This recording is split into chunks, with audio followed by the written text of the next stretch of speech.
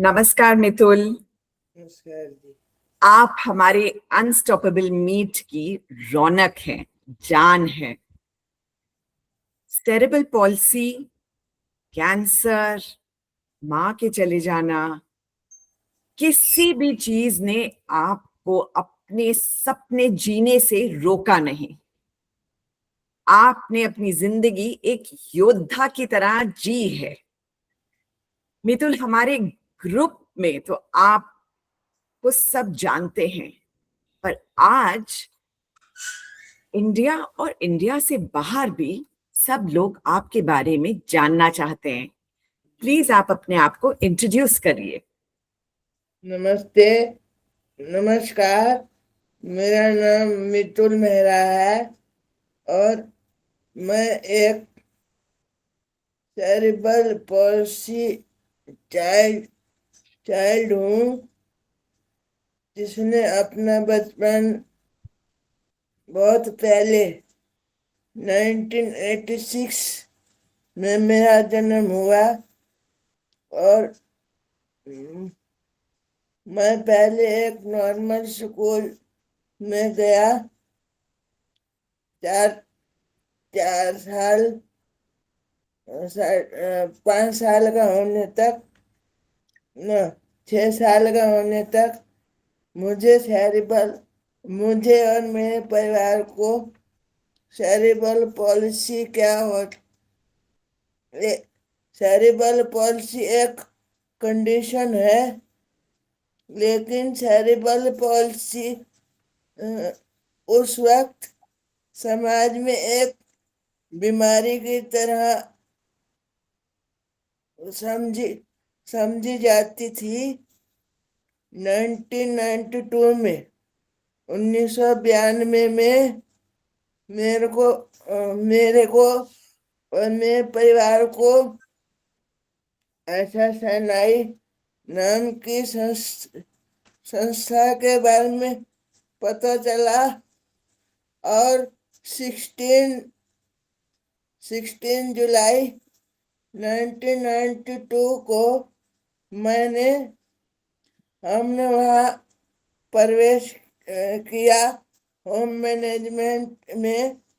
उससे हमें पता चला कि मेरे जैसे बच्चों को घर में कैसे पालना या संभाल संभाल सकते हैं।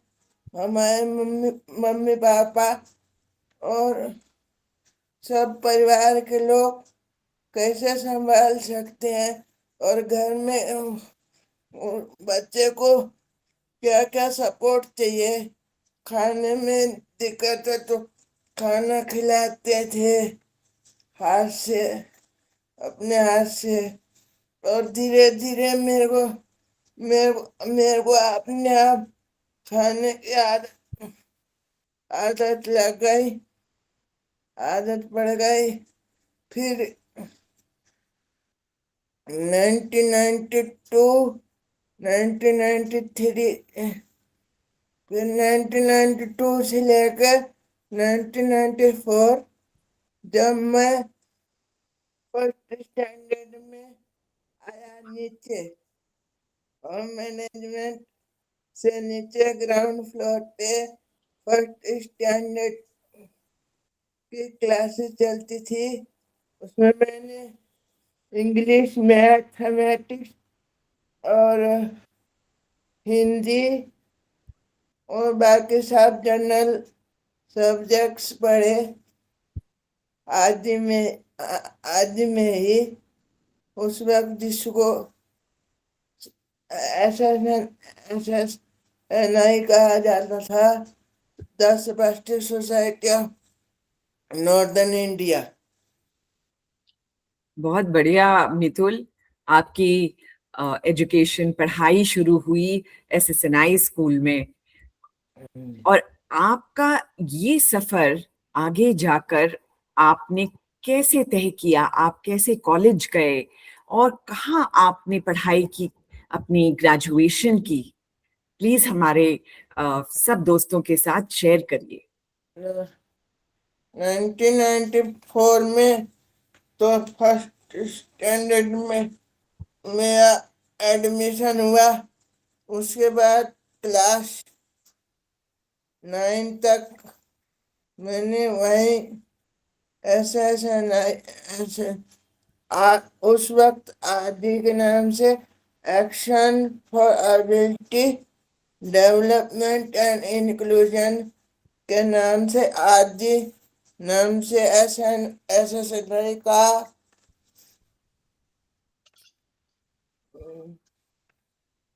मतलब हाँ, दूसरा उन्होंने नाम। अपना नाम बदल लिया है हाँ, ना। उन्होंने अपना नाम बदल दिया एक्शन फॉर पूरा आदि नाम से जी टू टू बलबीर सक्सेना मार्ग और स्कॉट ग्रीन पार्क में वो स्कूल में मैंने 10th 9 तक पढ़ाई की।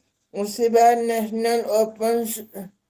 National institute for open schooling से मैंने 10th और 12th ओपन स्कूल से की, जहाँ हमारा सेंटर पड़ता था father Agnel school, Gautam Nagar. जी, बहुत बढ़िया। और इस दौरान जब आप अपनी 10th और 12th के बोर्ड एग्जाम्स दे रहे थे, आपके साथ एक बहुत ही दुखद घटना घटी। आप उस घटना से उभर कर कैसे निकले? आपने अपने आप को कैसे संभाला? जब मैंने 10th पास भी मतलब 10th का एग्जाम देने के बाद 10 पास होने से पहले मतलब 10 के पेपर देने के बाद जब रिजल्ट भी नहीं आया था, तो 22 नवंबर 2002 को मेरी मम्मी का देहांत हो गया। दुखद मेरे मेरे ऊपर और मेरे परिवार के ऊपर तो जैसे दुखों का पहाड़ टूट पड़ा। पर लेकिन मेरे दादी जी और मेरे पापा और जितने भी रिश्तेदार थे, उन्होंने मेरे को बड़े प्यार से संभाला। जैसे तैसे करके मैंने 10 के बाद उसी ओपन स्कूल से 12 भी पास कर ली थी, लेकिन थोड़े कम मार्क्स से। लेकिन जैसे तैसे पास हो गई। और 2007 में मैंने college join regular college join किया, राजधानी कॉलेज में BA प्रोग्राम की पढ़ाई की। 3 साल की पढ़ाई, लेकिन उसमें 2 साल एक्स्ट्रा लग गए टीचर्स और प्रिंसिपल के असहयोग के कारण। मितुल, आपकी जो कठिनाइयां आई हैं, चाहे वो पर्सनल कठिनाइयां हों जैसे मम्मी का अचानक गुजर जाना, या टीचर्स और स्टाफ का आपके साथ सहयोग ना होना, फिर भी आपने हिम्मत नहीं हारी। आपने ये नहीं सोचा कि मैं छोड़ देता हूं पढ़ाई। आप आगे बढ़ते रहे, आपने फिर कोशिश की। इस कोशिश, इस जज्बे को मेरा दिल से सलाम है। मैंने मैंने बहुत बार प्रिंसिपल्स को लेटर लिखे के इकोनॉमिक्स की क्लास नीचे करवा दीजिए। कई बार मैंने लेटर लिखे, पर उन्होंने सुना और अनसुना कर दिया। फिर जब मैं पास हो गया, उस उस उस एग्जाम से पास हो गया, सेकेंड ईयर हिंदी और फर्स्ट ईयर इकोनॉमिक्स, और एक सेकेंड ईयर इलेक्टिव इंग्लिश। तीन पेपर तीन पेपर आ गए थे, तीन सब्जेक्ट पास नहीं हुआ, लेकिन जितनी देर में पास होया। और राइटर, वो हमें राइटर ले जाने की परमिशन नहीं देते थे और बोलते थे कि आप हम आपका राइटर नहीं रहेंगे, कॉलेज से राइटर देंगे। क्यों? वो इन्विजिलेटर बोलते थे हम कॉलेज से राइटर देंगे क्योंकि आप इस राइटर को पहले से पढ़ा के आयो के चिट छुपा छुपा के लेके आयो। हर इस मोड़ पे आपके लिए कठिनाइयां थी। एक्सेसिबिलिटी इशू बन गई कि आपको हाँ, क्लास ऊपर दे दी, आपको राइटर्स की मुश्किल हो गई। हाँ जी। आपने सिर्फ ग्रेजुएशन नहीं किया मितुल, आप तो आगे भी बढ़े। आपने अपना कंप्यूटर का कोर्स भी किया। जब मैं कॉलेज के फर्स्ट ईयर में था, तब मैंने एक एक साल एक साल का एक साल का एनिमेशन कोर्स किया, एरिना एनिमेशन एकेडमी, जनकपुरी से। बहुत बढ़िया। बिल्कुल, आप उन सब के लिए प्रेरणा है मितुल, जिनकी लाइफ में कुछ ना कुछ कठिनाइयां आती रहती हैं। आपसे हमें ये सीखने के लिए मिलता है कि हमें हार नहीं माननी चाहिए। एक बार अगर हमें मात मिली तो फिर कोशिश करनी चाहिए। और जब मैं जब मैं एग्जैक्टली 16 इयर्स का था, 1999 में, तब मैंने एक Jeet Kune Do art art martial mix martial art सीखना शुरू कर दिया, जो ब्रूस ली सर ने शुरू किया था। Wow Mitul, that is amazing. और वो पढ़ाई के साथ और मार्शल उसके आर्ट्स भी सीखा हाँ, आपने। एक्स्ट्रा करिकुलर एक्टिविटी, उसके साथ में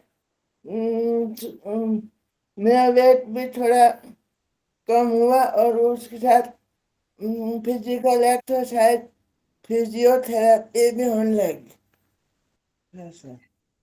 आपकी मैंने शानदार वीडियोस देखी हैं मार्शल आर्ट्स की परफॉर्मेंस की। किस तरह से आपने ईंटों को तोड़ा है, किस तरह से आपको हाल में ब्लैक बेल्ट मिली है। जी। उसके लिए आपको बहुत बहुत बधाई मितुल। जी। आपने मिक्स मार्शल आर्ट्स के साथ साथ स्विमिंग भी सीखी। हाँ जी। जब मैं केवल 10 साल का था, तब मैंने ताल कटोरा indoor swimming pool swimming pool में स्विमिंग करना स्टार्ट किया, मिस्टर खेतवाल के अंडर, जो मेरे सबसे पहले स्विमिंग कोच थे। और उसके बाद एक मिस्टर झा थे, उनके अंडर भी मैंने स्विमिंग सीखी। मितुल, ये सब जो आपके चैलेंजेस आ रहे थे लाइफ में, इसके साथ आपको एक बड़ा चैलेंज और फेस करना पड़ा जब आपको पता चला कि आपको कैंसर है। आपने कैसे उसको रिएक्ट किया, और आप एक सच्चे योद्धा की तरह आपने इस कैंसर, जिससे लोगों को खौफ होता है, उससे आप लड़ के खूबसूरती से अपना जीवन बिता रहे हैं। प्लीज आप शेयर करिए। पहले मुझे ज्यादा जानकारी नहीं थी कि किस कारण मेरे को कैंसर हुआ, पर जब कोविड का टाइम था 2020 में कोविड का टाइम चल रहा था, उसी वक्त मुझे कैंसर, ब्लैडरिक कैंसर डायग्नोस हुआ डॉक्टरों के द्वारा। उस समय मैं पता नहीं क्या कर बैठता, मेरे को अपने कपड़े भी पूरे नहीं आ रहे थे उस कैंसर के कारण। तो 2 साल, मैक्सिमम 2 साल, लोगों को तो कई साल उससे उभरने में लग जाते हैं। आज मैं भी उसको सोचता हूँ तो एक डरावना सपने जैसा लगता है, पर मेरे साथ वो असलियत में हो चुका है। मितुल, सबसे बड़ी ताकत क्या थी आपकी? सबसे बड़ी ताकत आप जैसे टीचर्स, गुरुजनों और मेरे परिवार के बड़ों का आशीर्वाद। और आपके एक खास सर हैं जिन्होंने हम्म, आपको इस सफर से उभरने में बहुत हेल्प की। आप उनके हम्म। बारे में कुछ बताना चाहेंगे? जब मेरे सर तो मतलब 1999 से, जब से मैं मिक्स्ड मार्शल आर्ट सीख रहा हूँ, तब जब मैं 16 साल का था, तब से उनसे मतलब मुलाकात हुई। और वो मेंटली रिटार्डेड बच्चों बच्चों के साथ भी काम कर चुके हैं और अभी भी कर रहे हैं। पर उनको जब जब मैं मिला 1999 में, उन्होंने मेरी बहुत हेल्प की। जबकि 2014 में उनका अपना रोड एक्सीडेंट हुआ। उसी वक्त मैं मेरा भी थोड़ा मूड खराब हो गया, और मैंने भी अपने ऊपर थोड़ा सा गर्म पानी में से गलती से गिर गया था।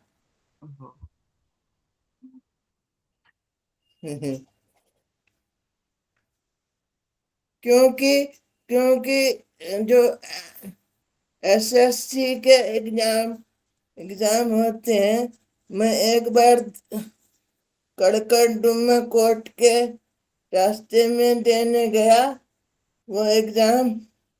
और जो हम राइटर लाए थे, जैसे हमारे साथ कॉलेज में हो चुका है, जो हम राइटर ले गए थे वहां पे, वो उन्होंने बैठने नहीं दिया। तो वापस आके मुझे थोड़ा सा गुस्सा आ गया, और मेरे को जुकाम लगा हुआ था और मैं स्टीम लेने बैठा। मेरे को उसी बात पे गुस्सा आ गया, मैंने टांग टांग मार दी टेबल में, सारा पानी ओह, मेरे ऊपर गिर गया था कैसा? 2014 में। बहुत ही आपको जल गया होगा, बहुत मुश्किल हुई होगी हाँ मितुल। जी। तो मेरे जो कराटे वाले सर है ना, वो मजाक में कहते हैं कि जो मैं फील कर रहा था एक्सीडेंट के बाद, वो तूने भी फील करना चाहा होगा, इसलिए तूने ना अपनी टांग मार के ये आप दोनों की जोड़ी बड़ी लाजवाब है। आप दोनों एक दूसरे के साथ जो है आपने बहुत लंबा सफर तय किया है, तो बहुत कम से शानदार कम चीज ये है। तो 27 साल हो गए। 27 साल से आप सर से सीख रहे हैं। और मुझे याद है आपने मुझे बताया था कि कैंसर की उस सिचुएशन में सर ने आपकी बहुत मदद की। हाँ हिम्मत जी। नहीं हारने की, जब खाना पीना शुरू करने की। जबकि उन जब मैं मेरा ट्रीटमेंट चल रहा था 2020 में ही, तो उनकी मदर एक्सपायर हो गई। तब भी उन्होंने, जिस दिन मेरे साथ जा रहे थे उसी दिन शाम को उनकी मदर एक्सपायर हो गई, और वो अगले दिन फिर आ गए मेरे साथ देने। ये साथ और जो है, प्यार हाँ, है, बहुत और बहुत कभी गहरा। कभी कभी कभी जब मैं खाना नहीं खाता था, बीमारी की वजह से, तो वो बोलते थे कि ठीक है, तू खाना नहीं खाता ना, तो मैं अभी पापा को फोन करता हूँ, कल से मैं नहीं आ रहा। तो मैं अपने आप खाना शुरू कर देता था। मैंने कहा, सर जी, कुछ भी हो जाए, मैं रोटी खा लूंगा, आप आना मत छोड़िए। ये कमाल की संजीवनी बूटी थी, जिसने आपको ताकत दी और आप धीरे धीरे ठीक होने लगे। हाँ जी। मितुल, आप बताइए कि इस सब के बावजूद आपने बिजनेस भी किया, उसके बारे हाँ में भी जी। हमें बताइए प्लीज। टू टू था, मतलब 2013 में, जब जब मैं कॉलेज में था, तो 2013 शायद लास्ट ईयर ही होगा, 5 साल कॉलेज में लग गए थे। उसके बाद 2013 में जब मेरा कॉलेज खत्म हुआ, तो हम गोवा घूमने गए। मेरे मेरे जो बुआ बुआ हैं, उनके हस्बैंड और उनके बच्चे एक परफ्यूम का बिजनेस करते हैं। अप्रोक्सीमेटली 50 साल का उनका परफ्यूमरी इंडस्ट्री में बिजनेस है। साबुन, तेल, परफ्यूमरी आइटम वो इंडस्ट्रीज को देते थे। तो उनके बच्चों ने कहा, अगर हम रॉ मटेरियल इंडस्ट्रीज को देते हैं, तो हम अपना खुद का ब्रांड भी चालू कर सकते हैं। इतने साल का एक्सपीरियंस है, चलो अपने ब्रांड चालू करके देखते हैं। तो अब भी उनके उनका उन्होंने अपना ब्रांड नेम चेंज किया है। अच्छा, अब उनका ब्रांड नेम, नया ब्रांड नेम। पहले पहले वाओ वाओ परफ्यूम्स था, तो आजकल के लोगों ने बहुत सारे वाओ आइटम निकालने शुरू कर दिए, जैसे वाओ शैम्पू, वाओ मोमोस। तो उन्होंने अपना थोड़ा सा ब्रांड नेम चेंज किया, डोनाटो स्टाइलिंग प्रोडक्ट्स प्रोडक्ट्स के नाम पे पहले था।